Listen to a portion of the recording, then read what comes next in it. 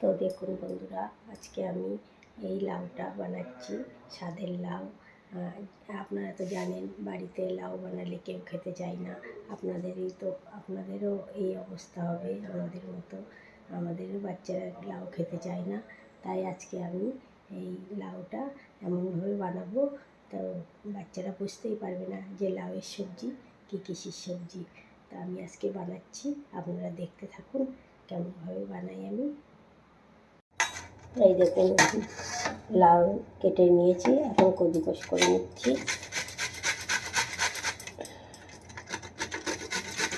কচি করে নিচ্ছি সব লাউগুলো। এই যে আমি লাউটা কুচিয়ে নিয়েছি। এই যে লাউয়ের ওপরে এই যে পেঁয়াজ দিয়ে নিয়েছি আর কাঁচা লঙ্কা দিয়ে নিয়েছি। এখন এই লাউটা এই বেসন নিয়ে নিয়েছি, বেসনের মধ্যে ঢেলে এখন মাখিয়ে নেব। কিছু মশলাও দিয়ে দেবো। এখন মশলাটা দিচ্ছি, ঢেলে দিই। আমি মশলাটা দিয়ে দিচ্ছি। এই যে লবণ দিয়ে দিলাম, এই অল্প হলদি দিয়ে দিলাম, এই যে কাঁচা শুকনো লঙ্কা গুঁড়ো দিয়ে দিলাম, আর এই যে মশলা, মিট মশলা, আর এই যে রসুনের পেস্টটা দিয়ে দিচ্ছি। আদা রসুনের পেস্ট বানিয়ে রেখেছিলাম, এটা দিয়ে দিচ্ছি এর মধ্যে। দিয়ে এখন মাখাবো। এখন এই যে বেসন দিয়ে মাখাবো সবগুলো। এর মধ্যে কিন্তু জল দেবো না। এই যে লাউয়ের মধ্যে যে জলটা আছে, এই জলটা এর সঙ্গে মিশিয়ে নেবো। জল আর দিতে লাগবে না।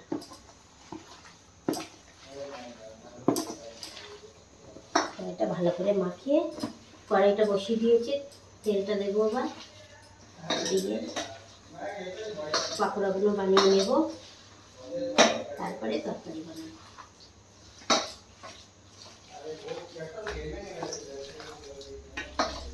কড়াইতে এখন পাকোড়াগুলো ভেজে নিই।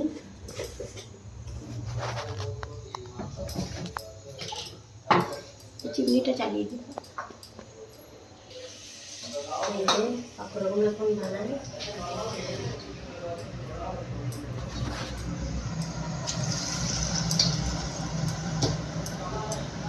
একটু করে কড়াইতে ছেড়ে দিই।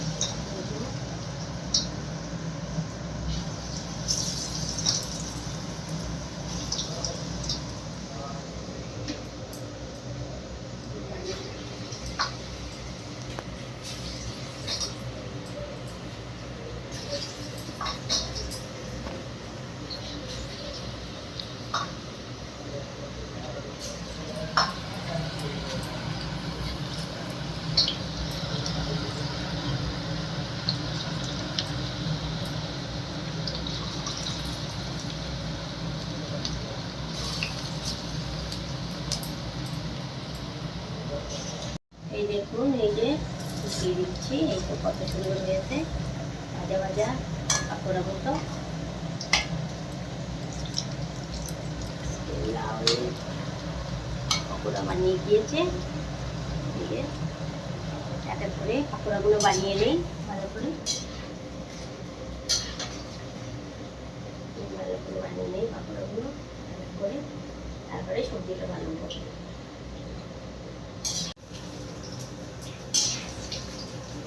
এই দেখুন, এই যে সবগুলো ভাজা হয়ে গিয়েছে। এখন আমি এই তুলে নিচ্ছি। এই যে দেখুন, এক থালা হয়ে গিয়েছে পাকোড়া। আর এই পাকোড়া খেতে হেভি টেস্টি লাগে, লাউয়ের পাকোড়া। আপনারা একবার বানিয়ে দেখবেন বাড়িতে, আর একটু ছয় দিয়ে খেয়ে দেখবেন।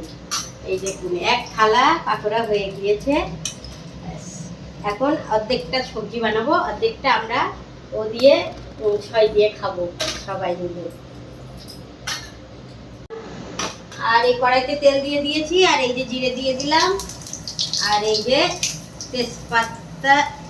তেজপাতা দিয়ে দিলাম, আর এই যে লঙ্কা দিয়ে দিলাম, শুকনো লঙ্কা।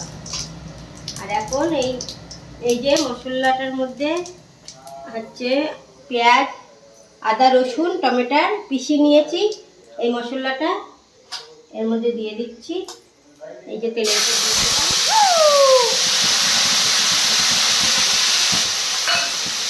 কি দরকার করছে না,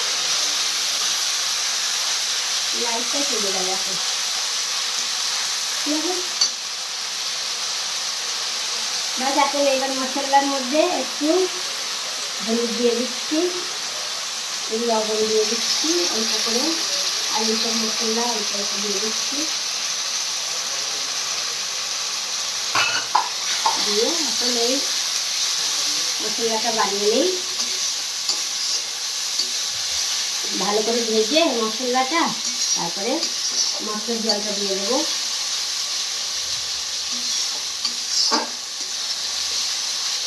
জল দিয়ে তারপর কাঁকড়াটা দিয়ে দেবো। এই যে মশলাটা কষা হয়ে গিয়েছে, এখন জলটা দিয়ে দেই। এই যে মশলার জলটা দিয়ে দিচ্ছি, অল্প মশলার জল দিলাম, আর এই যে এখন জল দিয়ে দিই।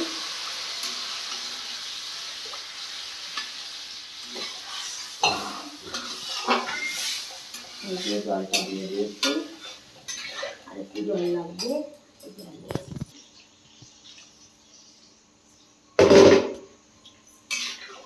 এই যে জলটা দিয়ে দিলাম। এখন জলটা ফুটে যাক, তারপরে পাকোড়াগুলো দিয়ে দেবো।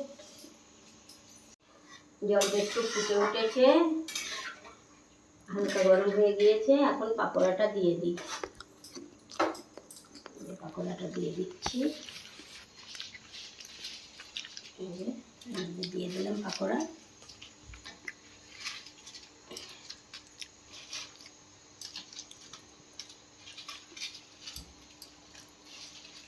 এতটা পাকোড়া তো সবজি বানানো যাবে না, চলো বাচ্চাদের খাবার কাজে এসে যাবে। তুমি সব সয় দিয়ে দিয়ে অর্ধেকটা রেখে দিই, অর্ধেকটা সয় দিয়ে দিয়ে বাচ্চারা খাবে। তুমি আপনারাও এরকমভাবে বানাবেন, বানিয়ে দেখবেন কেমন হয়। আমি তো বানাচ্ছি আমাদের বাচ্চাদের জন্য, তোমরাও তোমাদের বাচ্চাদের বানিয়ে খাওয়াবেন। দেখুন সবজিটা প্রায় হয়ে গিয়েছে, অল্প একটু বাকি আছে। এই যে এখন আমি দিয়ে দেবো এই যে অল্প একটু চিনি, আর অল্প মেথি, আর এই যে ভিনিগার, সস, আর ওই দিয়ে দিচ্ছি এর মধ্যে সব দিয়ে। এখন এটা একটু